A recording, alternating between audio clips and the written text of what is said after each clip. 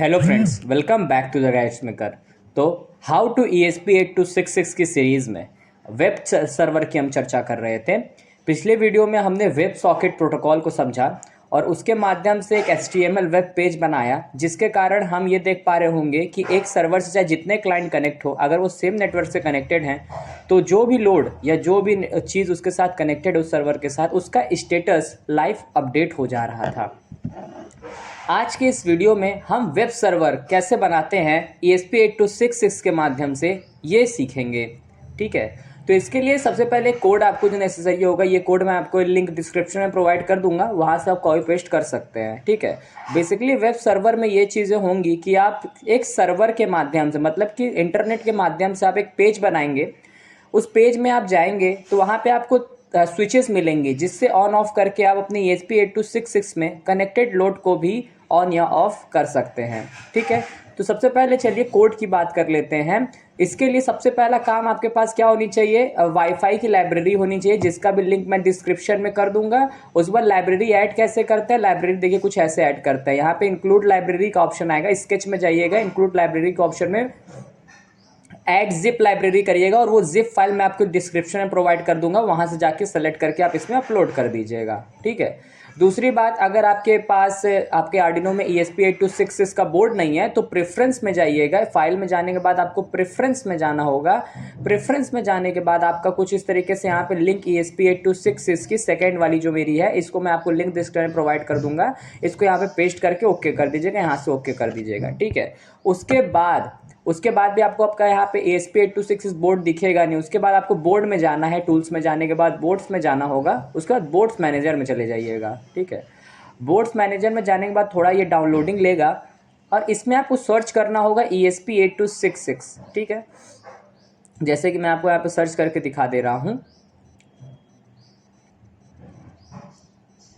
ठीक है, मैं यहाँ टाइप करता हूँ ESP8266। ठीक है, अब देख पा रहा हूँ ESP8266 ESP82 कम्युनिटी की वजह से ये यहाँ पे आपको दिखेगा।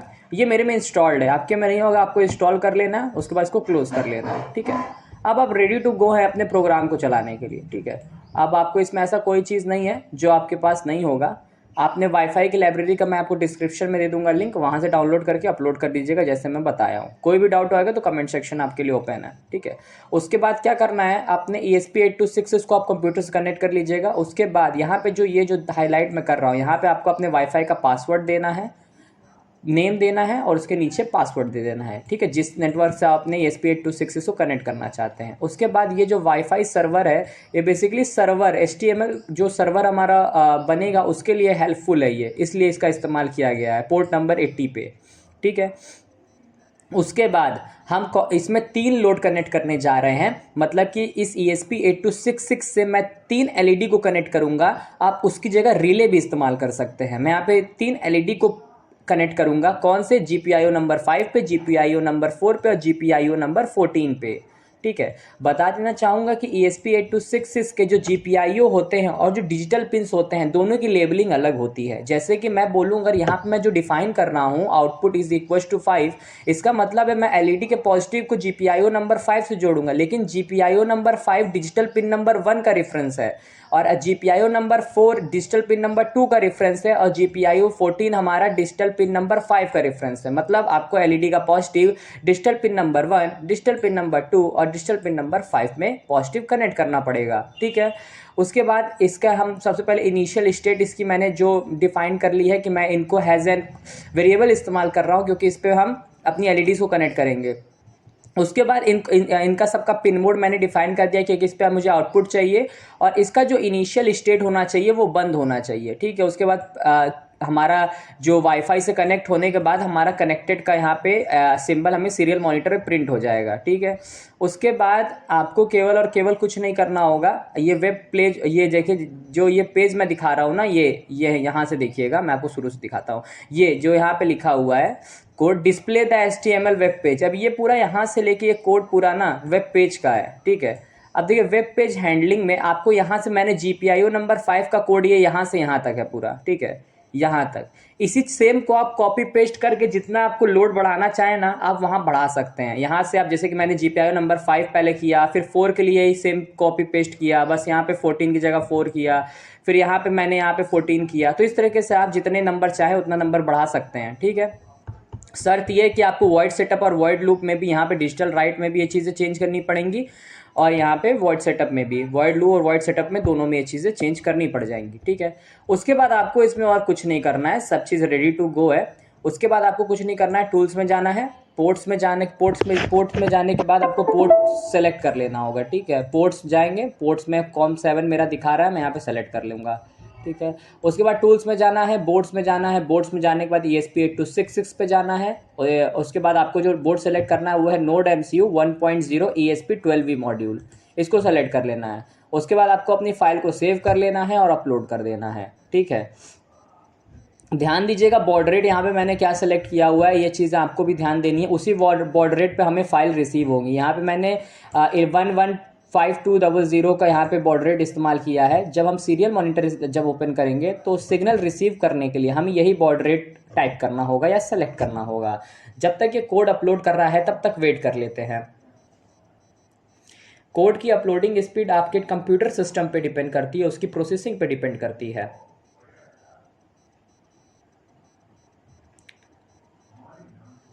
जब तक ये कोड अपलोड हो रहा है, आप लोग से एक गुजारिश है मेरी, वीडियोस बनाने में बहुत मेहनत लगती है, आप लोग भी कृपया अपना प्यार दर्शाएं, क्योंकि ESP8266 जैसे बोर्ड्स की इतनी डिटेल में वीडियो पूरे यूट्यूब पे कोई नहीं बनाता है। मैं केवल इसलिए बना रहा हूं ताकि आपका टाइम और समय दोनों चीज़ सही से इस्तेमाल हो जाए। देखिए यहाँ पे एक एरर शो हो रहा है, इस एरर को हम ओवरकम कर लेते हैं, उसके बाद वीडियो कंटिन्यू करते हैं। देखिए यहाँ पे जो एरर आ रहा था मैंने उसे सॉल्व किया। दिक्कत क्या हुई थी ना, यहाँ auxiliary variable to store the current output state वाले में मैंने यहाँ पे स्टेट डिक्लेयर करना मैं भूल गया था, ठीक है। तो यहाँ पे तीनों का मैंने यहाँ पे स्टेट पहले डिक्लेयर करके इसको ऑफ कर दिया। मैं इसलिए वीडियो कट कर देता हूँ ताकि ज़्यादा वीडियो लंबी ना हो और आपका भी टाइम व्यर्थ ना हो। ट्रबल शूटिंग मैं कर लेता हूँ, जो भी डाउट होगी आप मुझे कमेंट सेक्शन में पूछ सकते हैं, ठीक है। अब हमारा ये कोड रेडी है, चलिए इसको अपलोड कर देते हैं। सेटिंग सारे हम लोग ने कर ही लिए था, अब इस कोड को अपलोड कर लेते हैं। अपलोड करने के बाद आपको सिंपली से इसका जो सीरियल मॉनिटर है उसको ऑन करना है। ऑन करने के बाद आपके जो ESP8266 में रीसेट का बटन है, RST लिखा होगा, स्विच है, रीसेट की जो बटन है उसको प्रेस करेंगे तो इसका आपको IP एड्रेस मिल जाएगा। अब उस IP एड्रेस को आपको कॉपी करना है और जिस नेटवर्क से आपका ESP8266 कनेक्टेड है उसी नेटवर्क से आपको इसको कनेक्ट कर लेना है, ठीक है। यहाँ पे फिर एरर दिखाया क्योंकि यहाँ 77 लिख दिया था गलती से। अब मैं फिर से इसको अपलोड करूँगा, अभी अपलोड हो जाएगा, ठीक है। तो ऐसे एरर्स जनरली कॉमन होते हैं, कि ऐसा नहीं है कि एरर्स नहीं आ सकते। अब प्रोग्रामिंग है, उसमें थोड़ा भी आदमी ह्यूमन बीइंग ही अगर उसका कोड कर रहा है तो थोड़ा बहुत प्रोग्रामिंग एरर आना पॉसिबल है, बट मैटर ये करता है कि हम इसको सॉल्व कर पा रहे हैं कि नहीं, ठीक है। तो यहाँ पे आपके सामने अब ये सब कुछ सॉल्व हो गया है। अब हम इसको यहाँ पे अपलोड कर रहे हैं, ठीक है। ये देख पा रहे होंगे जो मेरे कंप्यूटर सिस्टम में कुछ लग रहा है वायरस वगैरह का अटैक है, दैट्स वाई ये चीज़ें इसमें देखने को मिल रही हैं। इसमें अपने आप ऑटो 77 प्रिंट हो जा रहा है, जिसके कारण से एरर देखने को मिल जा रहा है, ठीक है। इसको मैं क्या करता हूँ ना, यहाँ पे ले जाता हूँ इसके कर्सर को, ताकि अगर उसमें कुछ भी प्रिंट होगा तो कुछ मज़ा नहीं करेगा। अब ये जल्दी से अपलोड हो जाए, उसके बाद मैं इसका आपको आगे का बताता हूँ कैसे होता है।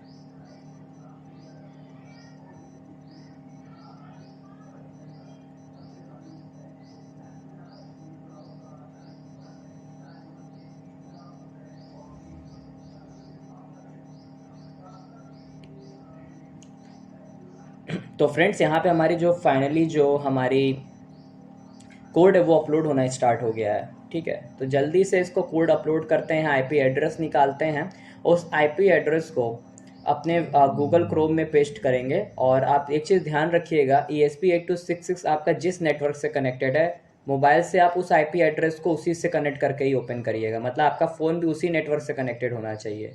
फॉर एन एग्जांपल, अगर आपने अपने फ़ोन के वाईफाई से उसी ESP8266 से कनेक्ट किया हुआ है तो आपके फ़ोन में वो IP एड्रेस खुलेगा। लेकिन अगर वही IP एड्रेस आप किसी दूसरे को देंगे जो उस नेटवर्क से नहीं कनेक्टेड है, आपके वाईफाई से नहीं कनेक्टेड है, तो उसके में वो नहीं खुलेगा, ठीक है।